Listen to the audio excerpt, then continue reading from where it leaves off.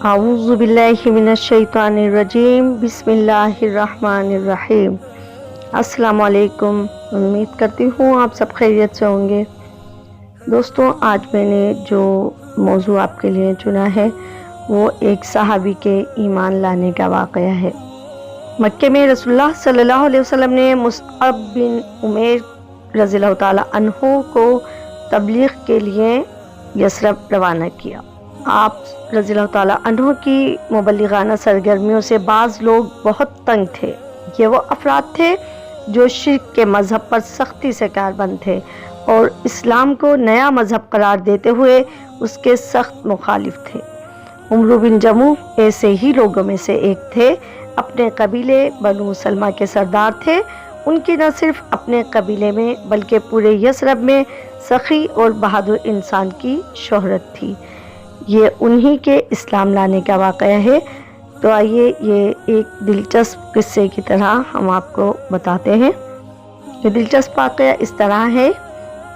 अरे, किसी ने मेरे बनात को देखा है। नास हो तुम लोगों का, मालूम नहीं हमारे माबूद को कौन बदबख्त ले गया है। ना मालूम किसे हमसे दुश्मनी है जो हमारे माबूद पर अपनी दुश्मनी निकाल रहा है। बूढ़े उमरू नहायत गुस्से और बेचैनी में जगह जगह अपनी लकड़ी से बनाए बुत को ढूंढ रहे थे। अचानक उन्हें गंदगी से भरे गड्ढे में अपना लकड़ी का बुत नजर आ ही गया। ओह मेरे माबूद, आप यहाँ हैं? कौन है ये गुस्ताख, भला बताओ। कोई जगह समझ में न आई तो इस गंदगी में डाल दिया। खुदा की कसम, अगर मुझे मालूम हो जाए कि ऐसी गुस्ताखी किसने की है तो उसकी दुर्गत बनाऊं। उमरू ने उसे उठाया और घर लाकर अच्छी तरह नहलाया, खुशबू लगाई, तब कहीं जाकर गुस्सा कुछ कम हुआ। बात थी ही गुस्से की। उमरू की जान से ज़्यादा अजीज मनात को किसी ने उठाकर नजासत से भरे गड्ढे में डाल दिया था। कुछ दिनों बाद उमरू ने फिर मनात को ना पाया। परेशानी के आलम में तलाश शुरू की। इस बार भी मनात को वहीं गंदगी के ढेर पर पाया। गुस्सा तो बहुत आया, लेकिन क्या करते। यह हरकत करने वाला नजर आता तो उसकी खबर लेते। खुद मनात बेचारा तो अपने लिए कुछ कर सकता तो ही अपना बचाव करता ना। वो तो लकड़ी का एक बेजान बुत था। गर्ज के ये आए दिन का मामूल बन गया कि उमरू अपने प्यारे मनात को साफ सुथरा करके खुशबू लगाकर इबादत गाह में रखते और रात को शरारत करने वाला उसे उठाकर गंदगी के ढेर में फेंक आता। आखिर रोज रोज की इस शरारत से तंग आकर एक दिन उमरू ने बुत के गले में तलवार लटका दी और कहा, मुझे तो ये इल्म नहीं कि कौन तेरे साथ क्यों गुस्ताखी करता है। अब ये तलवार ले और खुद इससे अपना दिफा करना। अब जो शरारत करने वाले रात को आए और बुत के गले में तलवार लटकी देखी तो बहुत जोर से हंसे। उस बार उन्हें मजीद शरारत सूझी। तलवार तो उन्होंने अपने पास रख ली और उमरू के प्यारे मनात को एक मुर्दा कुत्ते के साथ बांधकर एक ऐसे कुएं में लटका दिया जहां लोग गंदगी फेंका करते थे। सुबह को उमरू ने बुत और तलवार दोनों गायब देखे तो फिर तलाश शुरू की।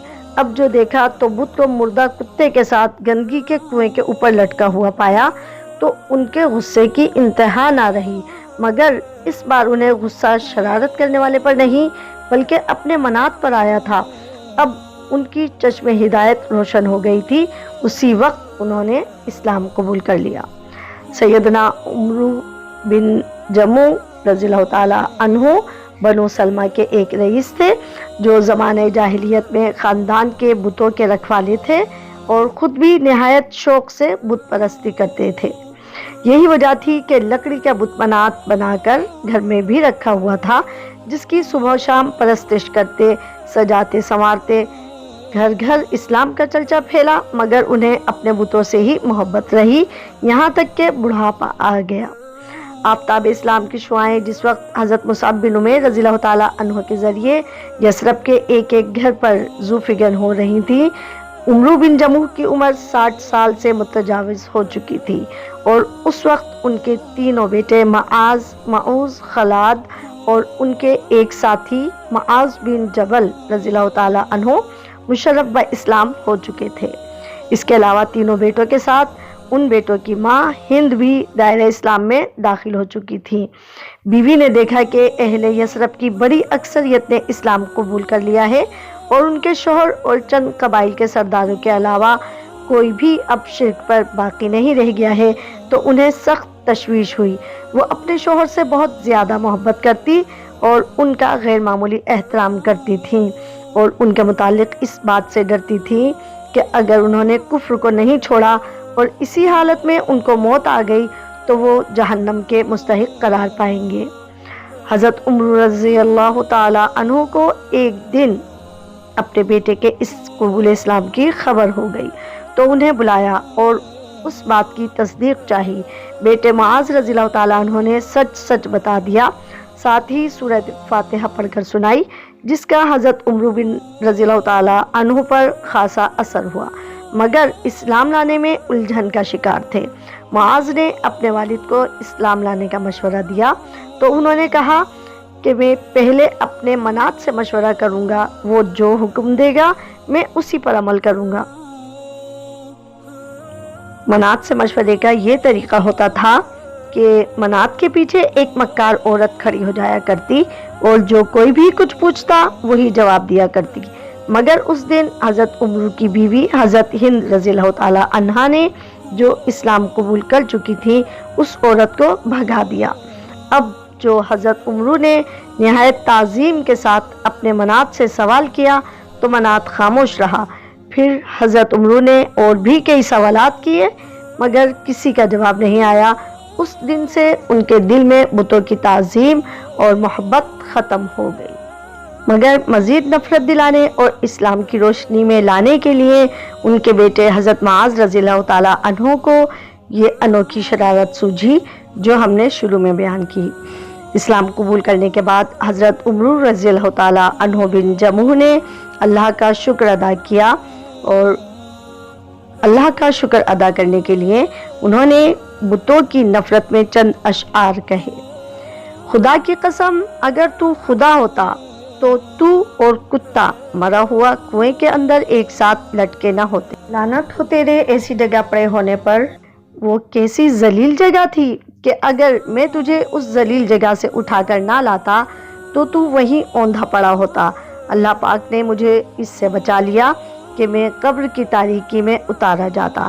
ساری تعریف اس خدائے بزرگ و برتر کے لیے ہے جو احسان کرنے والا، رزق دینے والا اور بدلے کے دن کا مالک ہے۔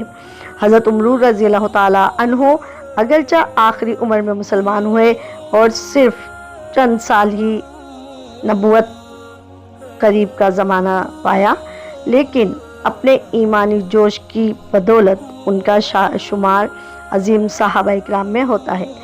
آپ بڑے سادہ مزاج اور فیاض بزرگ تھے اور ان کی سخاوت کا پیارے نبی صلی اللہ علیہ وسلم کو بھی اعتراف تھا۔ ایک مرتبہ بنو سلمہ کے کچھ لوگ حضرت محمد صلی اللہ علیہ وسلم کی خدمت میں حاضر ہوئے۔ بنو سلمہ حضرت عمر بن جموح کا قبیلہ تھا اور پھر بعد میں آپ ان کے سردار بنے۔ اس کا واقعہ کچھ اس طرح ہے، جب کچھ لوگ رسول اللہ صلی اللہ علیہ وسلم کی خدمت میں حاضر ہوئے تو حضرت محمد صلی اللہ علیہ وسلم نے ان سے پوچھا، تمہارا سردار کون ہے؟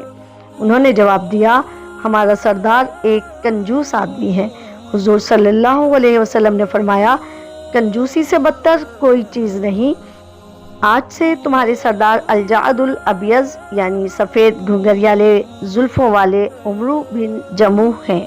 اس دن سے حضرت عمر جموح رضی اللہ تعالیٰ عنہ بنو سلمہ کے رئیس بن گئے اور مسلمان انہیں سید الانصار یعنی انصار کے آقا کہنے لگے۔ رمضان سن 2 ہجری میں غزوہ بدر پیش آیا۔ حضرت عمر بن جموح رضی اللہ تعالیٰ عنہ جذبہ شہادت کے باوجود غزوہ میں شریک نہ ہو پائے، کیونکہ ان کے ایک پیر کی لنگڑاہٹ اور بڑھاپے کی وجہ سے ان کے بیٹوں نے انہیں میدان جنگ میں جانے سے روک دیا تھا۔ کچھ عرصے کے بعد احد کا معرکہ پیش آیا۔ انہوں نے اپنے تینوں بیٹوں کو دشمنان خدا سے مقابلے کی تیاریاں کرتے ہوئے دیکھا۔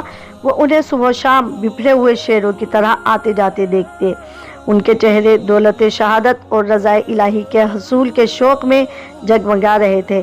اس صورتحال نے ان کے اندر بھی جوش و حمیت کو برانگیختہ کر دیا اور انہوں نے رسول اللہ صلی اللہ علیہ وسلم کی زیر قیادت اپنے بیٹوں کے ساتھ جہاد میں شریک ہونے کا تہیہ کر لیا۔ لیکن ان کے بیٹے ایک بار پھر ان کے ضعف سنرسید کی اور پاؤں کے لنگ کی وجہ سے منع کرنے لگے۔ حضرت عمرو رضی اللہ تعالیٰ عنہ بن جموح ان کی اس بات سے سخت ناراض ہوئے۔ کیسی بری بات ہے کہ میرے بیٹے تو جنت میں جائیں اور میں رہ جاؤں۔ بیوی نے اس وقت انہیں ابھارنے کے لیے تانے کے طور پر یہ کہا، میں تو دیکھ رہی ہوں کہ آپ لڑائی سے بھاگ کر لوٹ آئے۔ آپ فوراً بارگاہ نبوی صلی اللہ علیہ وسلم میں حاضر ہوئے اور عرض کیا کہ اے اللہ کے رسول صلی اللہ علیہ وسلم، میرے بیٹے مجھے اس خیر سے باز رکھنا چاہتے ہیں، لیکن خدا کی قسم مجھے امید ہے کہ میں اپنی اس ٹانگ سے جنت میں داخل ہوں گا۔ حضور صلی اللہ علیہ وسلم نے فرمایا کہ اللہ نے تمہیں معذور کیا ہے تو نہ جانے میں کیا حرج ہے۔ انہوں نے پھر خواہش کی تو آپ صلی اللہ علیہ وسلم نے ان کے بیٹوں سے فرمایا، انہیں ان کے حال پر چھوڑ دو، شاید ان کی قسمت میں شہادت لکھی ہے۔ حضرت عمرو رضی اللہ تعالیٰ عنہ نے ہتھیار لے کر میدان جنگ کا رخ کیا۔ ایک صحابی کہتے ہیں کہ میں نے عمرو کو لڑائی میں دیکھا کہ اکڑتے ہوئے چلتے تھے اور کہتے تھے کہ خدا کی قسم میں جنت کا مشتاق ہوں۔ ان کا ایک بیٹا بھی ان کے پیچھے دوڑا ہوا جاتا تھا۔ دونوں لڑتے رہے حتیٰ کہ دونوں شہید ہوئے۔ حضرت صلی اللہ علیہ وسلم ان کی طرف سے گزرے تو فرمایا، خدا اپنے بعض بندوں کی قسم پوری کرتا ہے، عمرو بھی انہی میں ہے، اور میں ان کو جنت میں اسی لنگڑے پاؤں کے ساتھ چلتے ہوئے دیکھ رہا ہوں۔ ان کی بیوی اپنے خاوند اور بیٹے کی نعش کو اونٹ پر لاد کر دفن کے لیے مدینہ لانے لگی تو وہ اونٹ بیٹھ گیا۔ بڑی دقت سے اس کو مار کر اٹھایا اور مدینے لانے کی کوشش کی، مگر وہ احد ہی کی طرف کا منہ کرتا تھا۔ بیوی نے حضور اکرم صلی اللہ علیہ وسلم سے ذکر کیا تو آپ صلی اللہ علیہ وسلم نے فرمایا، کیا عمرو نے گھر سے نکلتے وقت کوئی دعا کی تھی؟ تو آپ نے فرمایا کہ کیسی بری بات ہے کہ میرے بیٹے تو جنت میں جائیں اور میں رہ جاؤں۔ آپ صلی اللہ علیہ وسلم نے فرمایا کہ اسی وجہ سے یہ اونٹ اس طرف نہیں جاتا، سو احد کا دامن ہی گنج شہیداں قرار پایا۔